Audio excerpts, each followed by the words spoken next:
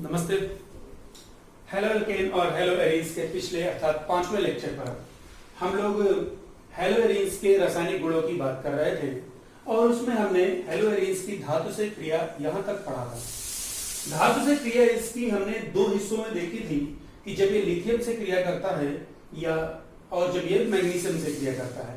हमने देखा था कि जब ये लिथियम से क्रिया करता है सरल शब्दों में एक संयुक्ता वाले या फर्स्ट एक ग्रुप वाले से तो ये कार्य धात्विक यौगिक बनाता है। वहीं जब ये मैग्नीशियम से क्रिया करता है तो ये फेनिल मैग्नीशियम ब्रोमाइड या हैलाइड बनाता है जिसको कि हम लोग रिगनार्ड अभिकर्मक भी कहते हैं। आज हम इसी से आगे की बात करेंगे। तो 2 पॉइंट हो चुके हैं। हम बात करेंगे धातुओं से क्रिया के ही अंतर्गत तीसरे पॉइंट की। ठीक है, तो तीसरे पॉइंट के अंतर्गत आएगा सोडियम से क्रिया। सोडियम से क्रिया।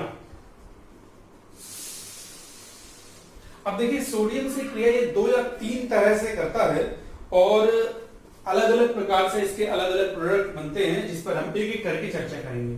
जो सबसे पहली अभिक्रिया आएगी इसके अंतर्गत वो है फिटिक अभिक्रिया। फिटिक अभिक्रिया क्लोरोबेंजीन के 2 अणु ईथर विलयन में सोडियम से क्रिया करके डाइफेनिल यौगिक का निर्माण करते हैं। इस अभिक्रिया में 2 बेंजीन वलय आपस में जुड़कर एक सिग्मा बंध बनाते हैं और एक सिग्मा बंध से जुड़ जाते हैं। इसे फिटिक अभिक्रिया कहते हैं। मतलब हमको क्लोरोबेंजीन के 2 अणु लेने हैं। ठीक है, चलिए ले लेते हैं। ये पहला क्लोरोबेंजीन और ऐसे ही हमने एक दूसरा क्लोरोबेंजीन ले लिया। ठीक है, इसकी क्रिया हम करा रहे हैं सोडियम से। तो इस प्रकार से सोडियम से क्रिया हो गई। जैसे हम इसकी सोडियम से क्रिया कराते हैं किसकी प्रेजेंस में? शुष्क ईथर की प्रेजेंस में। शुष्क ईथर तो ये बता रहा है कि ये जो दोनों फेनिल ग्रुप हैं ये आपस में जुड़ जाते हैं सिग्मा बंध से अर्थात सिग्नल बॉन्ड से। तो इस प्रकार से कुछ इनके बीच क्रिया होती है और ये सोडियम जितना भी क्लोरीन है उसको अपने साथ घसीट ले जाता है और यहां पर बन जाता है डाइफेनिल।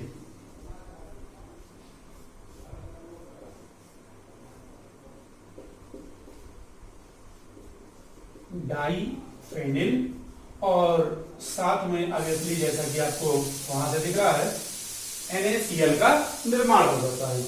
तो इस प्रकार से क्लोरोबेंजीन से डाइफेनिल बनाने के लिए इस विधि का यूज किया जाता है। ये जो पहली अभिक्रिया है ये कहलाती है फिटिक अभिक्रिया। ठीक है, अब इसी से एक मिलती जुलती अभिक्रिया है जिसको हम लोग कहते हैं वोल्टेज फिटिक अभिक्रिया। वोल्टेज फिटिक अभिक्रिया। आपको अगर वोल्टेज अभिक्रिया याद हो तो हमने क्या किया था? कोई भी एल्किल हैलाइड लिया था उसकी क्रिया सोडियम से करा दी थी तो हमको एल्केन प्राप्त हो गई थी। अब की बार हम एक हेलोएरीन लेंगे और एक एल्किल हैलाइड लेंगे तो इस प्रकार से हमको जो है एल्किल फेनिल का मिश्रण प्राप्त हो जाएगा। देखते हैं कैसे। मान लीजिए मैंने क्लोरोबेंजीन ली, ये फेनिल क्लोराइड की जगह पर है या हेलोएरीन्स की जगह पर है, साथ में वही सोडियम ही लेना है हमें। और मान लीजिए कि अब की बार मैंने एल्किल क्लोराइड यानी कि मेथिल क्लोराइड को ले लिया है। इन द प्रेजेंस ऑफ शुष्क ether same as it is, जैसा कि हर बार रहता है। तो शुष्क ईथर की उपस्थिति में यह अभिक्रिया कराई जा रही है। सोडियम अब की बार फिर से दोनों के क्लोरीन अपने साथ घसीट ले जाएगा। तो क्या बनता है?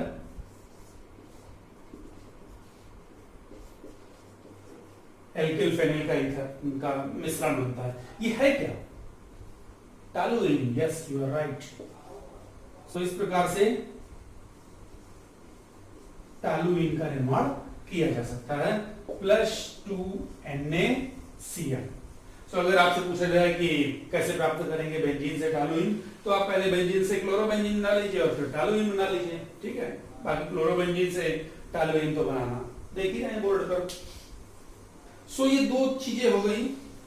इस प्रकार से इसका इन दोनों ही अभिक्रियाओं का यूज जो है हम बेंजीन के उच्च समझात प्राप्त करने के लिए कर सकते हैं। उच्च समझात से मतलब है बेंजीन में तो 6C6H6 है, उससे हायर वाले यहाँ हमने उसको डबल किया है और यहाँ पर हमने बेंजीन के साथ में एक एल्किल ग्रुप एडजस्ट कर दिया है। एक तीसरी प्रकार की और अभिक्रिया हमें पढ़नी है, और अब ये जो तीसरी अभिक्रिया हमें पढ़नी है इसमें सोडियम का यूज नहीं है, मतलब सरल शब्दों में सोडियम से अभिक्रिया नहीं है, सोडियम से अभिक्रिया पूरी हो गई।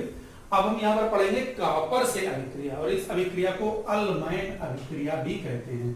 तो चाहे अल्माइन अभिक्रिया कहा जाए या फिर कॉपर से अभिक्रिया कहा जाए, एक ही बात है। इसमें क्या करते हैं कि आयोडोबेंजीन को कॉपर चूर्ण के साथ एक बंद नली में गर्म करने पर डाइफेनिल यौगिक बनता है। ठीक है भाई, कर देते हैं।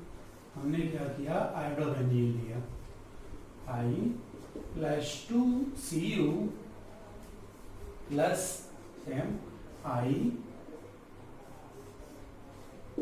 आयोडोबेंजीन को कॉपर चूर्ण के साथ एक बंद नली में गर्म करते हैं। अब गर्म करते हैं तो इसका मतलब कि डेल्टा का चिन्ह आएगा, सील्ड, ठीक है, सील्ड ट्यूब बंद नली में, और ये बना देता है डाइफेनिल। सो बेसिकली ये भी डाइफेनिल ही प्राप्त करने का एक तरीका हो गया, लेकिन ये आयोडोबेंजीन के लिए यूज किया जाता है 2Cu। क्लोरोबेंजीन और ब्रोमोबेंजीन दोनों ही इस प्रकार की अभिक्रिया प्रदर्शित, मतलब अल्माइन अभिक्रिया प्रदर्शित नहीं करते हैं। बाकी आयोडोबेंजीन सोडियम वाली अभिक्रिया प्रदर्शित करेगा, यानी वुड्स और वुड्स-फिटिक अभिक्रिया। तो आगे बढ़ते हैं। इस प्रकार से ये हमने हैलोजेंस की जो प्रॉपर्टीज थी फिजिकल, तो खैर पिछले वाले पेज में किया था, केमिकल का जो बचा हुआ हिस्सा था वो भी हमने कंप्लीट कर लिया है। अब बात करते हैं कि हैलोजेंस के अंतर्गत जो सबसे इंपॉर्टेंट यौगिक है वो क्लोरोबेंजीन या ब्रोमोबेंजीन है। तो चलिए एक को देख लेते हैं, दूसरा आप अपने आप ऑटोमेटिकली उसी को फिट कर लीजिएगा। Chlorobenzene C6H5Cl, bromobenzene C6H5Br। तो इसको बनाने के लिए हम बेंजीन का क्लोरीनीकरण करते हैं। अगर ब्रोमीनीकरण करेंगे, बेंजीन लिया, इसकी क्रिया क्लोरीन से करा दी, हैलोजन वाहक की उपस्थिति में और प्रकाश की अनुपस्थिति, प्रकाश की अनुपस्थिति में, तो इस प्रकार से ये C6H5Cl बन जाता है, साथ में HCl बन जाता है। अगर आप प्रकाश की प्रेजेंस करा देंगे तो ये जितना भी क्लोरीन है वो सब हाइड्रोजन को एक एक करके हटा देगा। इसी प्रकार अगर फिनॉल से प्राप्त करना होता मुझे C6H5OH प्लस PCl, अब मैं इसमें डिटेल में इसलिए जा रहा हूं क्योंकि हम हैलोजेंस बनाना एक बार देख चुके हैं, ठीक है। C6H5OH, इसकी क्रिया PCl5 से करा दी, यदि हम पीछे पढ़ चुके हैं। सो ये सिंपली बना देता है C6H5Cl प्लस POCl3 यानी फास्फोरिल क्लोराइड प्लस HCl। तो इस प्रकार से हम क्लोरोबेंजीन या ब्रोमोबेंजीन का बनाना समझ सकते हैं। अब इसके रासायनिक गुण वही होंगे जो हमने हैलोजेंस के रासायनिक गुण पढ़े हैं, तो उसको भी अलग से देखने की आवश्यकता नहीं रहेगी। बात करते हैं यहाँ पर पॉलीहैलोजन यौगिकों की। पॉलीहैलोजन यौगिक वो होते हैं जिसमें एक से अधिक हैलोजन होता है, पॉली माने बहुत, तो जिसमें एक से अधिक हैलोजन होता है उन्हें पॉलीहैलोजन यौगिक कहते हैं। जैसे देखिए CH3Cl तो मेथिल क्लोराइड है, वो एल्किल क्लोराइड के अंतर्गत आ जाएगा। दूसरा जैसे CH2Cl2 methylene dichloride, methylene dichloride या फिर डाइक्लोरोमेथेन भी कह सकते हैं। अब इसको बनाना है तो सिंपली मेथेन लीजिए, उसको क्लोरीन से क्लोरीनीकरण करा दीजिए, सूर्य के प्रकाश की उपस्थिति में एक HCl निकलेगा, उसकी जगह पर एक क्लोरीन घुस जाएगा। फिर से एक बार यही क्रिया कराएंगे, क्लोरीन HU एक HCl निकलेगा, एक और हाइड्रोजन रिप्लेस होगा और ये CH2Cl2 बना देगा। अगर मुझे आगे बढ़ाना होता यानी CHCl3 अर्थात क्लोरोफॉर्म तक पहुंचना होता तो एक बार और इसका क्लोरीनीकरण करा देंगे, क्लोरोफॉर्म बन जाएगा। अगर टेट्राक्लोरोन पहुंचना होगा तो एक बार और क्लोरीनीकरण कराएंगे, CCl4 बन जाएगा। सो इस प्रकार से ये अब इस मिश्रण का प्रभावी आचरण करने से हमें CH2Cl2 अलग हो जाएगा या CHCl3 अलग हो जाएगा, या फिर यहाँ पर देखें एक एक कर देखो मेथेन है, ठीक है, मेथेन में एक हाइड्रोजन हटाओ, एक Cl लगाओ तो CH3Cl बनेगा, एक और हाइड्रोजन हटाओ, एक और Cl लगाओ तो CH2Cl2 बनेगा, एक और हटा दो, एक और Cl लगा दो CHCl3, और फाइनली CCl4 अब नहीं जुड़ सकता भैया, हाइड्रोजन खत्म। सो इस प्रकार से ये तो कोई बात ही नहीं है, ये तो हाइड्रोकार्बन में आता है। ये मोनोहैलो व्युत्पन्न है, यहां से जो शुरू होते हैं वो पॉलीहैलोजन व्युत्पन्न कहलाते हैं, क्योंकि इसमें 2, 3 या फिर 4 हैलोजन परमाणु होते हैं, एक से अधिक होते हैं। इस प्रकार से ये आप समझ गए होंगे कि किस प्रकार हम CH2Cl2 या CHCl3 या CCl4 बना सकते हैं। और रासायनिक गुण वैसे ही जैसे पिछले पढ़े थे हमने। अब बात करते हैं यहीं पर कुछ स्पेशल टाइप के यौगिकों की। इस चैप्टर की लास्ट है, ठीक है, एंड है, तो उम्मीद करता हूँ आप एक बार पूरा जितने भी लेक्चर हुए हैं अब तक उनको एक बार देखेंगे, उनको कॉपी पे नोट करेंगे, उनको अपने से रिएक्शन बना के देखिएगा, आपको आइडिया लग जाएगा।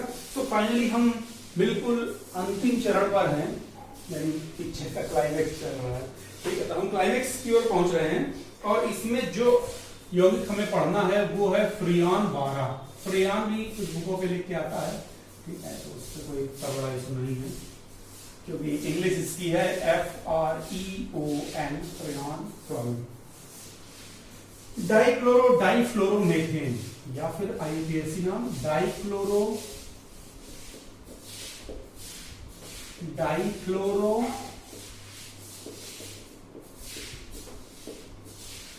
मेथेन। चलो इससे कोई गेस नहीं हो रहा फ्रियान 12 या फ्रियान 12 से, लेकिन इससे तो कुछ गेस हो ही जाएगा। डाइक्लोरो मीन्स क्लोरीन 2 है, डाइक्लोरो मीन्स फ्लोरीन भी 2 है और मेथेन का मतलब कार्बन 1 है, ठीक। तो इसका मतलब ये कुछ ऐसे होगा CCl2F2, कार्बन की 4 ही संयोजकताएं होती हैं, 2 में क्लोरीन घुसा होगा और 2 में फ्लोरीन घुसा होगा। चलिए देखते हैं, ये तो हमने समझा है इसके नाम के हिसाब से। कह रहे हैं जब antimony pentachloride SbCl5 antimony pentachloride उत्प्रेरक की उपस्थिति में कार्बन टेट्राक्लोराइड पर यानी CCl4 पर, चलिए CCl4 कार्बन टेट्राक्लोराइड पर शुष्क हाइड्रोजन फ्लोराइड अर्थात 2HF गैस अथवा एंटीमनी ट्राइफ्लोराइड की क्रिया कराते हैं तो डाइक्लोरो डाइफ्लोरोमेथेन बनता है।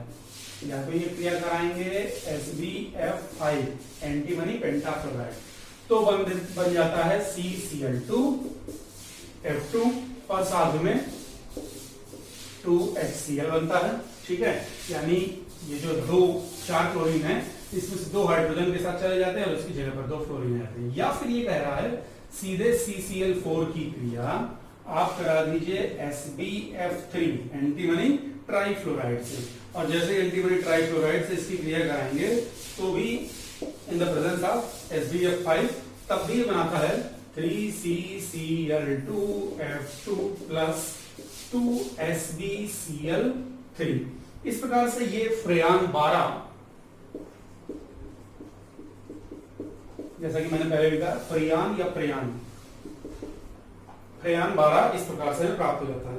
अब ये प्राप्त तो हो गया तो हमने इसको अलग से क्यों पढ़ा, इसका ऐसा कौन सा खास बात है? देखिए इसके गुण पढ़ता हूं, शायद आपको आइडिया लग जाए। सामान्य परिस्थितियों में एक ऐसी अवस्था में होता है लेकिन इसे आसानी से द्रवित किया जा सकता है, ना तो विषैला है ना ज्वलनशील है, गंधहीन भी है। ये वायु प्रशीतकों अर्थात एयर कंडीशनर, घरों में जो एसी, घरों में अफसों में जो भी एसी होती है उसे एयर कंडीशनर बोलते हैं, और रेफ्रिजरेटर में इसका प्रयोग प्रशीतक के रूप में किया जाता है। कहते हैं ना एसी की गैस कम हो गई या फ्रिज की गैस कम हो गई, तो गैस ये फ्रियान 12 है। अब बात करते हैं हम लोग दूसरे यौगिक की। ये तो हो गया फ्रियान 12। एक और यौगिक है जो कि काफी यूज किया जाता है और पूछा भी जाता है, वो है DDT। अब DDT आपने कहा सुना होगा, हम इस पर चर्चा करते हैं पहले, बाकी तो फिर केमिस्ट्री तो है ही।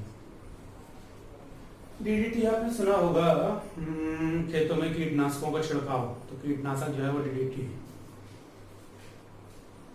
DDT क्या है?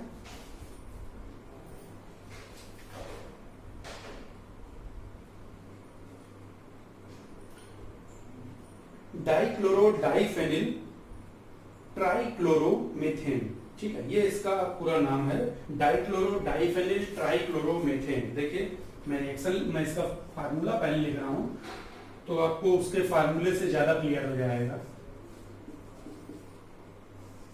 पहले डाइक्लोरो डाइफेनिल बनाना है तो मैंने डाइक्लोरो डाइफेनिल यानी कि 2 क्लोरीन और 2 फेनिल बना दिया, डाइक्लोरो डाइफेनिल तो हो गया। अब बचा ट्राइक्लोरोमेथेन, तो इसका मतलब एक ही जो कार्बन है तो इसको डायरेक्ट दोनों को यहां से कार्बन से जोड़ दिया, ठीक। और ट्राइक्लोरोएथेन सॉरी CH और ये C, अब ये एक Cl, दो Cl और ये तीन Cl, सो डाइक्लोरो डाइफेनिल ट्राइक्लोरोएथेन। ठीक, DDT का फुल फॉर्म है, मैं लिख भी दे रहा हूं, आप नोट कर लीजिए। डाइक्लोरो, ये रहे दो, डाइफेनिल, फेनिल आपको दिख रहे होंगे, ट्राइक्लोरो, तीन क्लोरीन आपको दिख गए, 1 2 3, ट्राइक्लोरो एथेन। पहले वाले हिस्से के लिए डी, दूसरे वाले हिस्से के लिए टी, और तीसरा वाला हिस्सा ट्राई से शुरू हो रहा है तो टी। तो इस तरह से इस डीडीटी का पूरा नाम आपके सामने बोर्ड पर है। इसको सर्वप्रथम जोडलर ने 1874 में बनाया था। ये एक शक्तिशाली कीटनाशक है। इसका उपयोग जर्मनी में द्वितीय विश्व युद्ध के समय किया गया था। कहते हैं उन्होंने कीटनाशक का प्रयोग किया, तेजी से हवा चल गई, उन्हीं को समेट लिया। खैर, दैट्स अ हिस्ट्री। ठीक है, अब इसको बनाने की विधि तो हम करते क्या है कि हम 2 क्लोरोबेंजीन को 2 मोल क्लोरोबेंजीन को ऐसा कह सकते हैं कि क्लोरोबेंजीन के 2 अणुओं को एक क्लोरल के साथ में सांद्र H2SO4 की उपस्थिति में गर्म कर देते हैं, जिससे DDT प्राप्त होता है। देखिए, हमारा उद्देश्य इस स्ट्रक्चर को प्राप्त करना है। चलिए शुरू करते हैं। कह रहा है 2 मोल क्लोरोबेंजीन को, अर्थात 2 क्लोरोबेंजीन, तो हम क्लोरोबेंजीन के 2 अणु बनाएंगे। यहाँ पर जिस जगह पर Cl जुड़ा है उसके अलावा बाकी सारी जगहों पर हाइड्रोजन जुड़ा है, अर्थात यहाँ पर ऐसे एक हाइड्रोजन दिखाया जा सकता है। इसी तरह एक और क्लोरोबेंजीन बना लेते हैं, क्लोरीन। ठीक, एक हाइड्रोजन दिखाया जा सकता है, हर जगह एक हाइड्रोजन, हमने एक हाइड्रोजन दिखा लिया है। इसको गर्म करना है क्लोरल के साथ, अर्थात ट्राइक्लोरो एसिटाल्डिहाइड के साथ में, CCl3CHO के साथ में। तो CCl3CHO, CCl3CHO, अब देखो 2 हाइड्रोजन है और एक ऑक्सीजन के साथ H2O बनाएंगे, तो इसलिए मुझे ऑक्सीजन को इधर लिखना पड़ेगा। ठीक है, I hope you don't mind. So carbon मैंने ऐसे दिखाया। अब जब कार्बन इस प्रकार से दिखा दिया तो यहाँ पर CH और बाकी CCl3 आप इसको सिंपली जोड़ देंगे। सो ये हिस्सा देखा आपको, H2O बना के अलग हो जाएगा। इसको हमने सांद्र H2SO4 के साथ गर्म किया है। गर्म करने का उद्देश्य यही है कि पानी निकले और पानी को H2SO4 जो है वो सोख लेगा। बाकी चीजें सिंपली जोड़ देनी है हमें, बस बन गया हमारा DDT। Cl Cl, ठीक, इनको दोनों को उठाकर जोड़ देना है कार्बन से, CH CCl3। ठीक है, so dichloro diphenyl trichloroethane, this is DDT, जो कि एक शक्तिशाली कीटनाशक है। ये सफेद चूर्ण की तरह होता है, जल में विलय होता है, कार्बनिक ग्लाइको और पेट्रोलियम में विलय है, शक्तिशाली कीटनाशक है, जैव अपघटन नहीं होता है। इसका मतलब DDT का उपयोग भयंकर मात्रा में खेतों में यूजफुल नहीं है, क्योंकि अपघटित नहीं होता। अगर अपघटित हो जाए तो ठीक है, बट आपने डाला DDT, वो साला हमारे खाने तक पहुंच गया। सो इस प्रकार से यह वातावरण में बहुत समय तक उपस्थित रहता है, क्योंकि अपघटित नहीं होता है। मनुष्यों, पक्षियों और मछलियों की कुछ प्रजातियों पर इसका विषैला असर है, इसलिए इसका प्रयोग प्रतिबंधित कर दिया गया है।